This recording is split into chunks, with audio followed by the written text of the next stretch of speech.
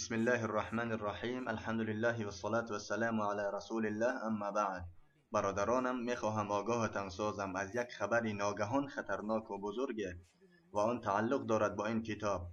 این کتاب مانند قرآن را دارد و من باوری کامل دارم که هر کس این را در دست من بیند خیال میکند که قرآن کریم است.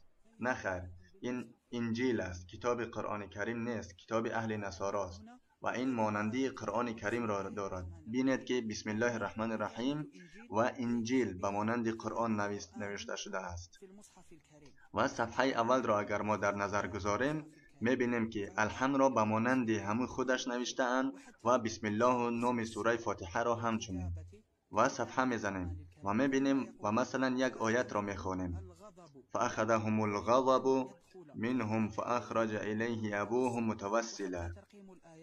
و همچنین بینید که سرصفحه ها را و نامه های سوره را همچنین به مانند قرآن نوشته اند.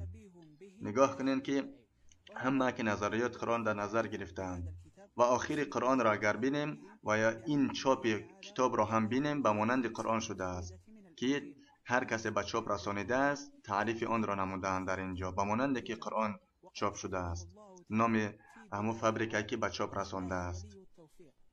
و همچنین فهرست سوره ها را در نظر گیریم، نگاه کنید که نام سوره است و رقم و اجزاء و پاره های قرآن و همچنین در آخرش در نظر گیرید که صدق الله العظیم نوشته شده است و در آخر خداوند همه را توفیق دهد و آنها را ناگهان و نابود.